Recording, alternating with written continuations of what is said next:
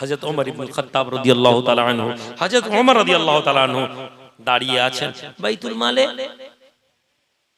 জিনিসপত্র এসেছে, মুসলমানদের মধ্যে ডিস্ট্রিবিউট হয়ে গেছে, মুসলমানদের মধ্যে দেওয়া হয়ে গেছে। এমন সময় সবাই চলে যাচ্ছে, এমন সময় হাতের মধ্যে একজন বাইতুল মালের মানুষ মেম্বার এসে বলছে, হুজুর এই মুস্ক খুশবু গায়ে লাগাই না আমরা, আতর মুস্ক রয়ে গেছে হুজুর, আমাদের দেশে মিস্ক বলে, বলে এই খুশবু রয়ে গেছে হুজুর, এটা দিয়ে দিতে হবে বাইতুল মালের মাল। হযরত ওমর বলছেন, এতক্ষণ পরে তুমি নিয়ে এসো, সবাই মাল নিয়ে চলে গেছে, সব ডিস্ট্রিবিউট হয়ে গেছে। আচ্ছা এক কাজ করো, এটা মদিনার মেয়েদেরকে দিয়ে দাও। আমাদের দেশের মেয়েদের জলসা শোনার ব্যবস্থা করিনি আমরা। আজকে জলসা হচ্ছে, আপনার বিবি কোথায়, আপনার বোন কোথায়, আপনার মা কোথায়, আপনার স্ত্রী কোথায়? দেখবেন জান বলছে মেহমান এসছে, সকালবেলা 10 কিলো গোশত 5 কিলো গোশত দিচ্ছে, ভালো করে জলসা হচ্ছে, গোশত রান্না করে। আপনার ছেলে মানুষ হয়নি, কিসের জন্য? আপনার স্ত্রী ধর্ম কি জানেই না। আপনি আপনার মেয়েকে বলছেন স্বামীর ঘর ভালো করে করবি মা, স্বামীর কথা শুনবি মা। স্বামী গেঁজা খেয়ে মদ খেয়ে লম্পট হয়ে হড়বড় হড়বড় করে আসছে, আপনার বিবি ওই মদখোর, ওই ব্যভিচারী, অবৈধ সম্পর্ক নিয়ে জড়িয়ে আছে, সেই স্বামীর ঘর বসে আছে। কিসের জন্য? ও ধর্ম জানে না। আপনার মেয়ে যদি ধর্ম জানতো, আপনি যদি আপনার বিবিকে, আপনার স্ত্রীকে, আপনার বোনেদেরকে জলসা শোনার প্রোগ্রাম করতেন। আমাদের এই মেদিনীপুরের মুড়াইলের দিকে একটা গ্রাম আছে, নামটা এক্সাক্ট ভুলে যাচ্ছি, মুড়াইলের আশেপাশে কোন গ্রাম, আমি জলসায় গেছি কয়েকবার ওদের, ওই গ্রামটাকে আমি দেখেছি জলসার দিন গ্রামের লোক হাঁড়ি বন্ধ রাখে, গোটা গ্রামে ওই দিন গ্রামের লোক হাঁড়ি বন্ধ, 12টা পর্যন্ত জলসা হয়, দুজন বক্তা থাকে, আমি থাকি আরেকজন, আমার ডেট কয়েক বছর ওরা পাইনি।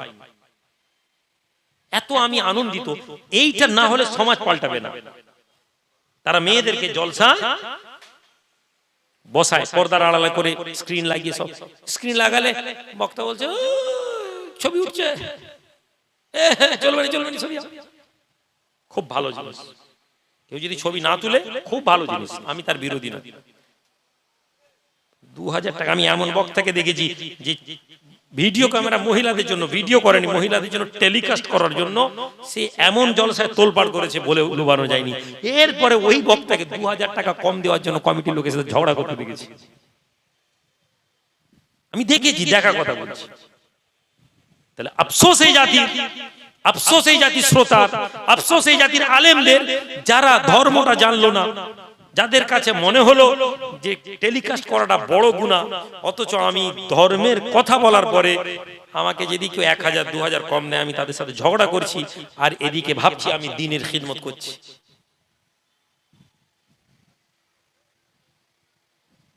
তো মেয়েদেরকে শেখাতে হবে। এই খুশবুর কথা এলো বলে মহিলার কথা মনে পড়ে গেল। আপনার স্ত্রীকে শেখাতে হবে, আপনার মেয়েকে জানাতে হবে, কি জানবে, আপনার মেয়েকে শেখাতে হবে মা স্বামী যখন আসবে তুমি তৈরি হয়ে থাকো। আল্লাহ রাসূল সাল্লাল্লাহু আলাইহি ওয়াসাল্লাম আমাদেরকে শেখাচ্ছেন, স্বামী যখন আসবে, মদিনার প্রান্তরে এসে রাসূলুল্লাহ খিমা গেড়ে দিতেন, দিয়ে খবর পাঠাতেন মদিনাতে, যাও মেয়েদেরকে বলো আগামীকাল সকালে আমরা ফজরের পরে ঢুকবো। তার মানে মহিলাদেরকে সময় কেন দিতেন? মেয়েরা যেন তৈরি হয়ে থাকে তাদের স্বামীর জন্য। আজকে আমাদের ঘরের ছেলেরা লাফাঙ্গার হয়ে যাচ্ছে, লম্পট হয়ে যাচ্ছে, কিসের জন্য? একটা বাচ্চা হয়ে গেছে, দুটো বাচ্চা হয়ে গেছে, বউয়ের দিকে আকর্ষণ নেই। কেন? বিবি সারাদিন রান্না করে, ঘামের গন্ধ দুর্গন্ধ নিয়ে সে যখন ঘরে যায়, রাস্তায় বেহায়া মেয়ে, রাস্তায় টুকাট পরা মেয়ে, রাস্তায় গেঞ্জি পরা মেয়ে দেখেছে, তার জেহেনে তো খারাপ ধারণা চলছে, আর ঘরে এসে দেখে বউ ময়লা হয়ে ঘুয়ে হয়ে ঘামের গন্ধে বসে আছে। তোর স্বামীর যে অ্যাট্রাকশন কমছে, তার কারণ আপনি আপনার মেয়েকে দ্বীনের শিক্ষা দেননি, নবীর কথা শেখাননি। মা স্বামী এলে ছেলে মেয়ে সবকে ছেড়ে দে, স্বামী কলকাতা থেকে আসবে, তুই তৈরি হয়ে রেডি হয়ে সুন্দর হয়ে থাকবি। এখন আপনার মেয়ে কি বলে, রাখো তো তুমি, দুটো ছেলেকে সামলাতে সামলাতে আমার জান চলে যাচ্ছে। এই যে ভাবনা, এই ভাবনা আমাদের ইসলাম থেকে নেই। মহিলাদেরকে ক্লাস নিতে হবে, জলসা করার দরকার নেই। মহিলাদেরকে আমাকে বলবেন পয়সা লাগবে না, আমার অফ টাইম দেখে আগে থেকে 3 মাস ভাইজান মহিলাদেরকে নিয়ে আমাদের গ্রামে একটা আধ ঘন্টা 1 ঘন্টার বক্তব্য দিন, মহিলাদেরকে নিয়ে শুধু বলবো, মেয়েরা বসবে পর্দার আড়ালে, ছেলেরাও শুনলো। মেয়েদের হক আমরা জানি না, মহিলাদের হুকুক আমরা জানি না, আমরা জলসা শুনতে বসেছি। মেয়েদেরকে নিয়ে মায়ের পায়ের তলায় জান্নাত, এই কথা বলে দিয়ে সুবহানাল্লাহ বলে আমরা বেরিয়ে গেলাম। প্রত্যেক বাপ প্রত্যেক মা তার মেয়েকে অ্যাট্রাকটিভ করার জন্য তার মেয়েকে ট্রেনিং দিবে, যেন তার স্ত্রী তার স্বামী তার স্ত্রীর বন্ধন থেকে না বেরোতে পারে। নবী ওমর রাদিয়াল্লাহু তাআলা বললেন, যাও খুশবু নিয়ে যাও, এই খুশবুটা মেয়েদের মধ্যে ডিস্ট্রিবিউট করে দাও। মেয়েরা তাদের স্বামীর জন্য খুশবু লাগাবে, মেয়েদের খুশবু স্বামীর আকর্ষিত হবে, কিন্তু বাইরে খুশবু লাগিয়ে মেয়েদের যাওয়া যাবে না। আপনার স্ত্রী, এই কথা মনে পড়ে গেল, বাইরে লাগানো, আপনার স্ত্রী সাজে, আপনাদের বিবিরা, আমাদের ঘরের বেশিরভাগ মেয়েরা সাজে। কখন সাজে? যখন শ্রীরামপুর যাবে, ডাক্তার দেখাতে যাবে, তখন মুখে পাউডার ঘষছে। ও যখন বাইরে বেরোবে বলে দাঁড়া একটু চোখে কাজল লাগিয়ে দিই। আপনার মেয়েকে আপনার বিবি জানে না ওইটা ওর জন্য হারাম, ওটা ওর জন্য জাহান্নামে যাওয়ার লাইন তৈরি হচ্ছে।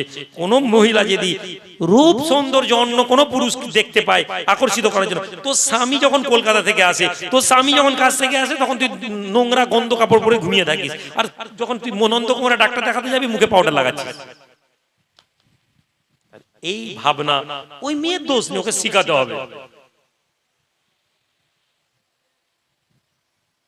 বাইরে বেরোনোর টাইম খুশবু লাগিয়ে মেকআপ করে বাইরে মেয়েকে বিবিকে বেরোনো যাবে না, নেকাব পরে যেতে হবে, বোরখা পরে যেতে হবে। স্বামী, একজন মহিলার সৌন্দর্য শুধু তার স্বামীর জন্য। সুবহানাল্লাহ বলবেন না? নবী কি আদর্শ আমাদেরকে দিয়েছেন, আর আমরা আমাদের ঘরের মেয়েদেরকে তা শিখাতে পারি। যেটা বলতে গিয়ে বলে গেলাম, হযরত ওমর বললেন, যাও এই খুশবু মেয়েকে দিয়ে দাও। মদিনার মেয়েদেরকে এমন সময় বিবি এসেছেন, আমিরুল মুমিনিনের স্ত্রী এসেছেন, হুজুর আমি এসেছি, আমি খুশবুটা ডিস্ট্রিবিউট করে দেব। ওমর স্ত্রীর দিকে তাকালেন, তাকিয়ে কিছুক্ষণ চুপ থেকে বললেন, না তুমি না।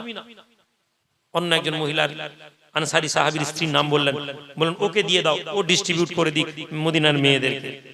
ওমর হচ্ছেন আমিরুল মুমিনিন, তার স্ত্রী হচ্ছেন আমিরুল মুমিনিন, মানে ফার্স্ট লেডি যাকে বলা হয় ইংরেজিতে, ফার্স্ট লেডি। আমেরিকার প্রেসিডেন্টের স্ত্রী কি বলা হয়? First lady. আমাদের রাষ্ট্রপতির বিবি ফার্স্ট লেডি।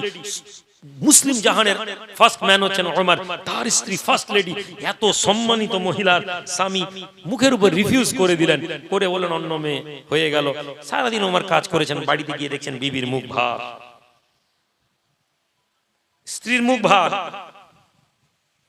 আপনি কোনোদিন আপনার স্ত্রীর মুখ ভার বুঝতে পেরেছেন? আপনি কখনো আপনার স্ত্রী কখন মন ভালো আছে কখন মন খারাপ আছে আপনি জানেন? আপনি জানেন না। আপনাকে কেউ বলেছে ভাই নামাজ ধরে নাও সব হয়ে যাবে, আপনি কখনো নবীর সুন্নাতকে আদর্শ করতে পারেননি। আপনাকে কেউ বলেনি যে ভাই নামাজ পড়ে জাহান্নাম যেতে হতে পারে। নামাজ পড়ার পরেও নবীজি বলছে, কোরআন বলছে ফাওয়াইলুল লিল মুসাল্লিন, ওই নামাজীদের জন্য জাহান্নাম। আপনি জানেন?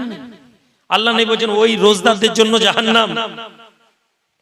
ওই হাজীদের হজকে আরাফাতের মোটা বলা হয়, তারা বলে লাব্বাইক, আল্লাহর পক্ষ থেকে জবাব আছে লা লাব্বাইক, না কোনো লাব্বাইক নয়, তোমার লাব্বাইক কবুল করা হয়নি। আপনি কি জানেন?